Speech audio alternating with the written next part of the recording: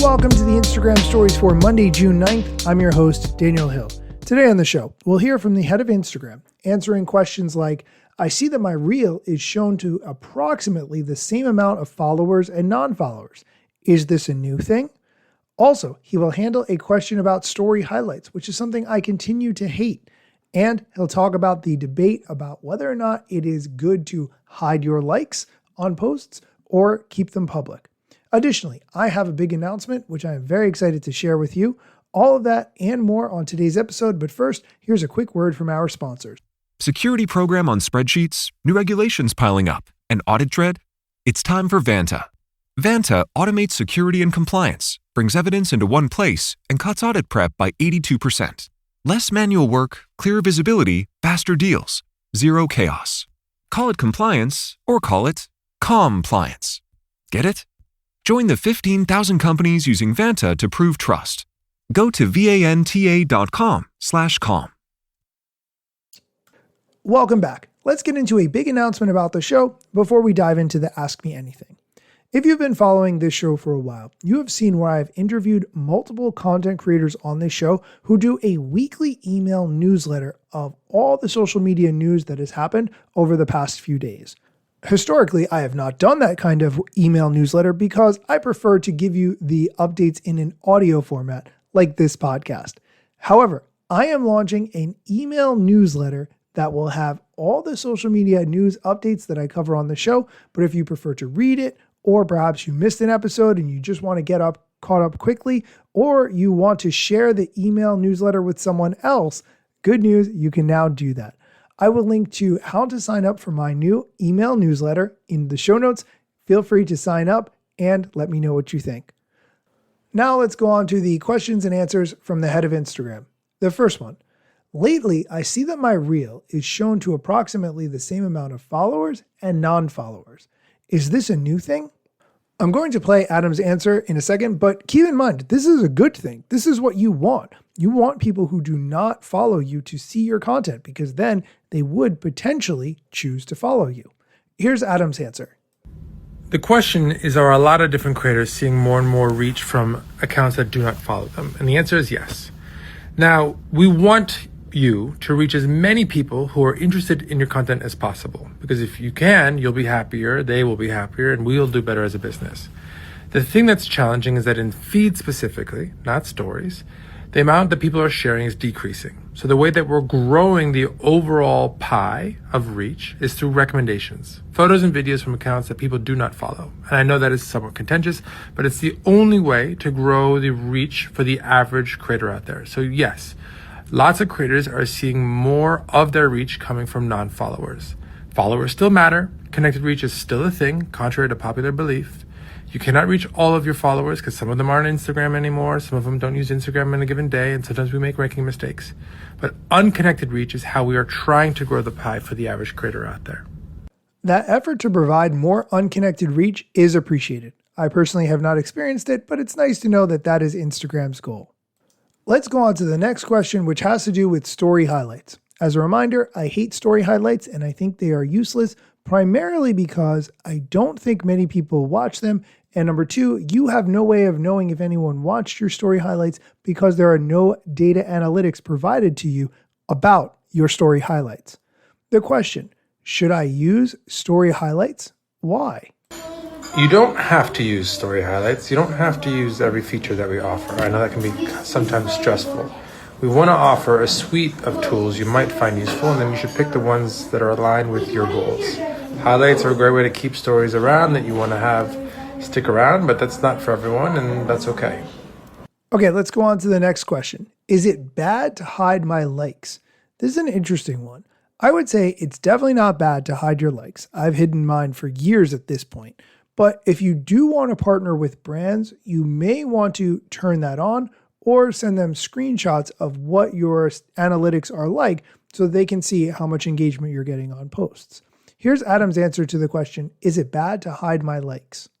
No, it's definitely not bad. You can either hide likes on your posts, so nobody can see how many likes you got on your posts, or you can just hide likes from your feed, so you won't see how many likes are on everything that you see in feed if it's just stressing you out. It's a great way to depressurize the experience if likes bother you. Okay, let's go on to the next question, which has to do with getting more reach by partnering with someone else as a collaborator. The question, does collab posting with a bigger creator help my reach? I'm going to let Adam give the answer, but it's yes. And what you want to do is have whoever has the larger audience or larger following originate the post and then add the other person as a collaborator. It should. It does. I would recommend having the larger of the two creators initiate the collab. That seems to do better. We're trying to fix that so it doesn't matter, but for now, that does seem to help. And it will allow that post to go to not just your followers, but their followers as well. And because they have more, that will help you reach. The next question has to do with AI. Do you think AI will turn social networks into artificial networks? This is a very good question, and I do kind of think this will be a trend that happens in the very near term, where most of the content that you see on Instagram and TikTok will be AI generated either fully or partially. I think there's going to be more and more content that is either entirely created with AI or partially created with AI. I think that that's not going to mean that we still don't talk to each other. There isn't real content as well, but it will mean that we all need to be somewhat skeptical and think about who is saying something, not only what is being said, whenever we're trying to evaluate the veracity of what we're seeing online. Someone should make a new social media platform that does not allow any AI generated content at all, and it only accepts content from friends and family and people that you know in real life because you have some kind of connection with them, like their phone number or something. AI content would be 100% blocked on that platform. You could call it organic or original or something like that. If you want to make a platform like that, send me a DM. Let's partner up on it. All right, we're going to take a quick break. When we come back, we're going to talk about some new features on Instagram that you might be familiar with, and we'll do some silly questions that people have asked Adam Mosseri, like, do you own Instagram? Stick around. Welcome back. Continuing with the questions and answers from the head of Instagram, and the next one, are you keeping Blend? If you're not familiar, Blend is a feed of reels that you can create with someone else who you DM with, and then it will show you reels that both of you will potentially like. Here's the answer to, are you keeping Blend?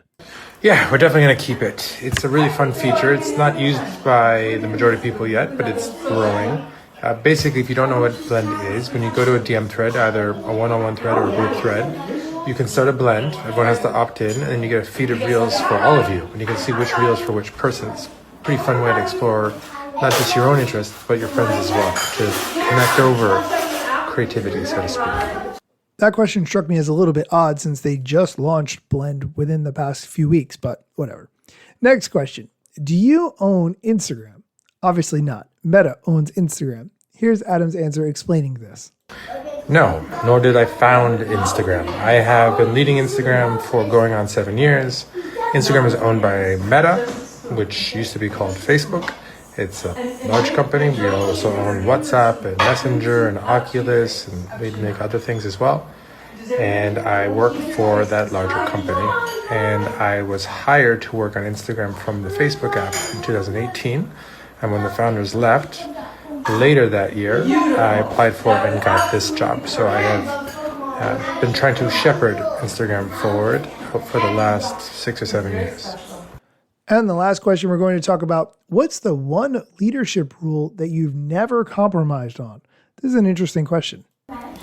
Don't hire jerks. It's never worth it. The thing that we sometimes do as leaders is we hire someone who's amazing and we think it's worth managing their downsides if they're mean or nasty.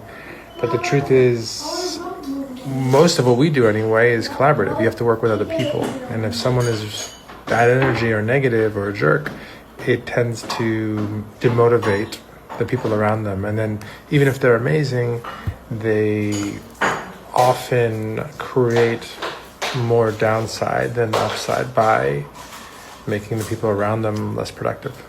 So don't hire jerks. I actually like that answer because oftentimes it's very tempting to just dismiss a person's behavior and say, oh, well, they get results or that's just how they are. So respecting the fact that if people are jerks, they're not going to get along well with others and therefore would not be a good element to the team, I really like that. Okay, that is going to do it for the questions and answers from the head of Instagram. Just as a reminder, if you would like a weekly roundup of all the social media news that I cover on the show, you can sign up for my new email newsletter, and the link to do that is in the show notes. As always, thank you for listening, and be sure to come back next time for more social media news, strategy, and other things that you need to know. Let me tell you a couple things that you should know about me. A product manager but do not have a bachelor's degree. But actually that's factually a fraction of me. Another fraction's posting content irregular and irrationally. Still probably won't get a job at the Gram. They forgot, they don't know, or don't care who I am. That's why you never see me at the parties and events. My lack of followers must make me irrelevant. Don't have a course, a book to sell to make a bag of grand. Not a social media marketer, don't represent any brands. Plain to see, don't have an agency, but I got a lot of spam. Just putting in my work without the glitz and glam. Won't catch me eating fish unless it's shrimp or clam. No six pack, no risk that there's a gym card in my hand. Don't have a full-time job, but I got a lot of plans. Stay plotting, dropping knowledge on TikTok and Instagram. It's grilling season, and if you're grilling beef, make sure it's the highest quality beef available. Pre is 100% grass-fed and grass-finished beef. Real, unprocessed, whole protein to fuel recovery, build muscle, and keep you satisfied. And the best part is that it tastes incredible. No antibiotics, no added hormones, and it's non-GMO. Raise the stakes this summer with Pre 100% grass-fed and finished beef. Learn more at eatpre.com.